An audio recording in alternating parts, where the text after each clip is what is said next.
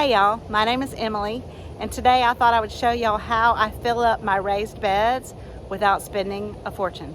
Come on. Bed across from another one that's over there, kind of trying to make kind of a pattern kind of in the garden. And I still have long rows that I'm going to make after the pumpkins are finished with wood, either logs or I'll build some. But we've got the bed level, we've got some tree mulch on the bottom, and I kind of had to dig a little and use some of the tree mulch to help me level it. And I don't know if you can tell that I don't know if you can tell that this wagon is sloped a little. So anyway, I had to do the same with the bed over there. I don't even know if you can see it. What I wanted is the beds kind of after you come through the tunnel.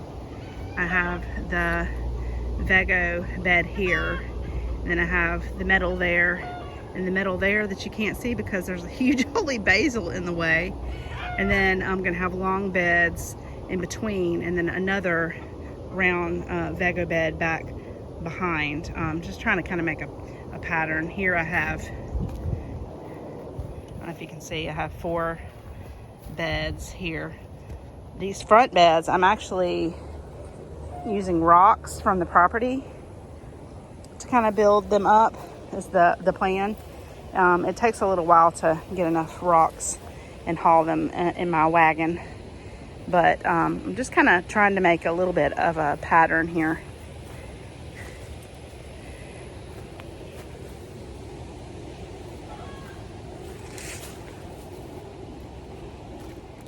Here is the other metal bed that I have here, and then that one will be across, and then the other Vego bed will be back there, kind of like a diamond shape with beds, long ground beds in the middle. I don't know that they're going to be they're either going to be, I like doing in-ground gardening and raised beds, so we'll see. And I'll have to rework the hugel mound that I have here, but anyway, that's kind of the plan. Let's get started. I have some compost that I have not been putting in the compost bin so that I can put it in here. We are starting off by getting a good soak on this cardboard. It's going to help things start breaking down. And I've done this several times with beds, and you do end up losing, it drops down a lot and you have to top it off later. But it's just a really good way to get it started. We're gonna do chicken bedding next. I'm cleaning out the coop today, which I do once a year because I do deep bedding. And so after this, we're gonna put a layer of the poop and pine bedding, and then we're gonna kind of put the food compost in there.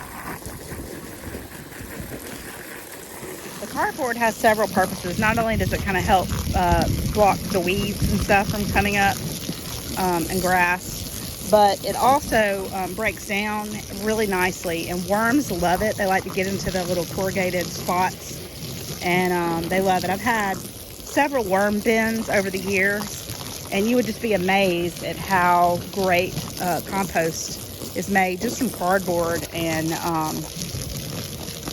worms. It's amazing, really.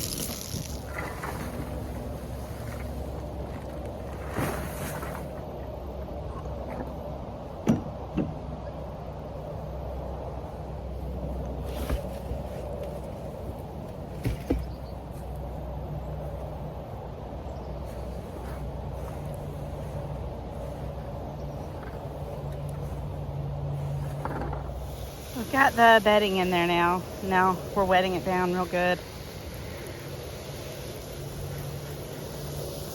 And I know a lot of people talk about how this kind of thing can lock up the nitrogen in the soil, but we've got winter, fall and winter for this to break down. And also this has been in the coop for a while.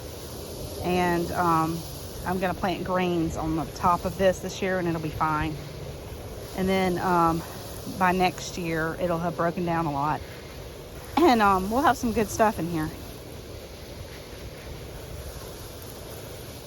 Got coffee grinds, tea bags, and a little bit of eggshells.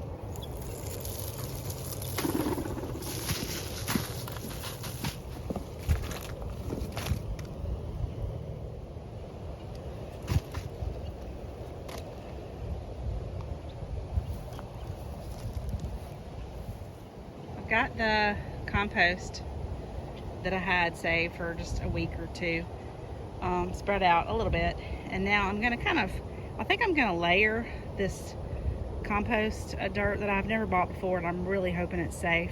I actually trust the nursery that I bought it from, but I also bought some topsoil from them, so I'm gonna kind of mix and layer it, I think. And I don't know if we're gonna have enough to fill the bed, but we'll see. My neighbor's guineas are over here dust bathing in one of my beds, and now they're over here doing it between the beds. I love these guineas, but they are gonna have to move on. All right, y'all go. Go. No, go, go. I have these I need to separate them, but I've got them covered with the chicken wire, trying to keep them out of there. Go, go. Got greens here too that I need to separate, but I don't want them to.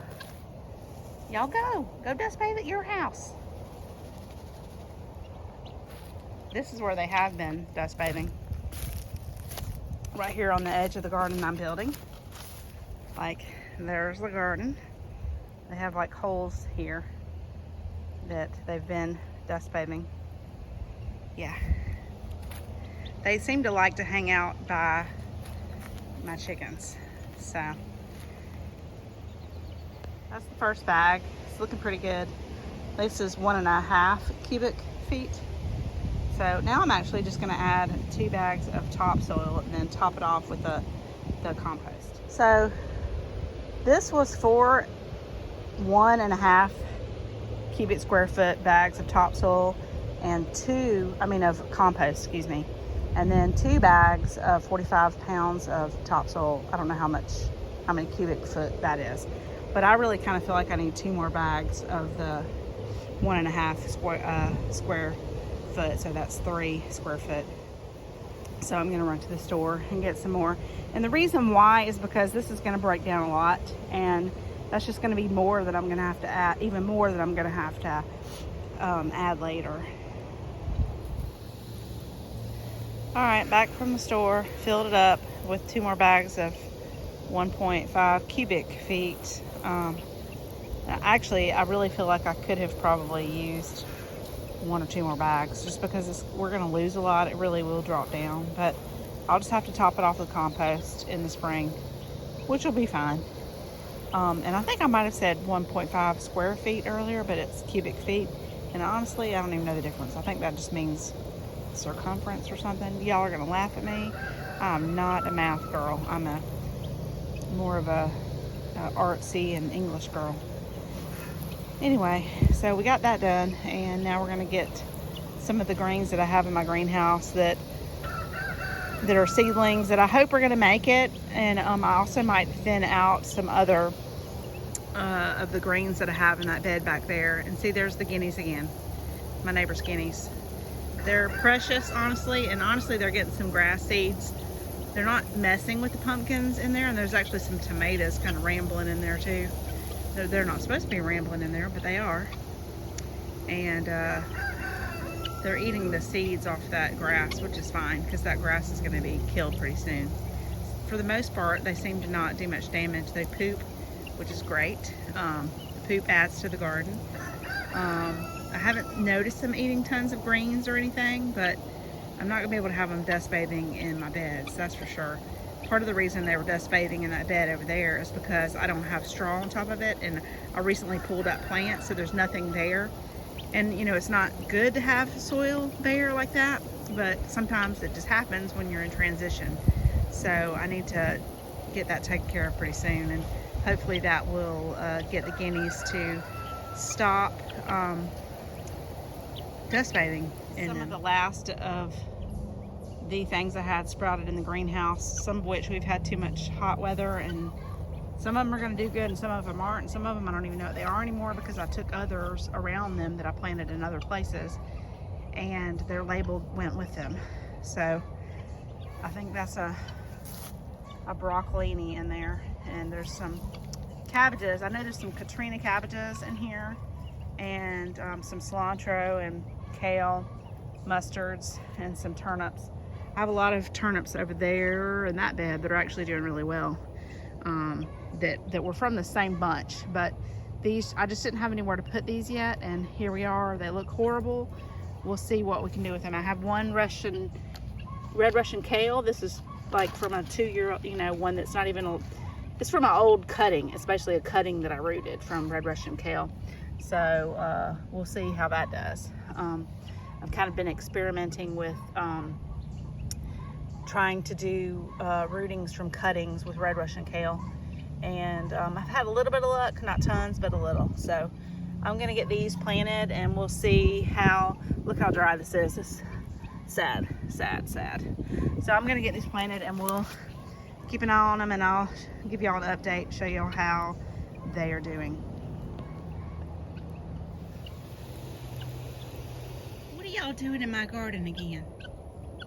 What are y'all doing over here? I see you over there eating my holy basil seeds. Go on, y'all. Get.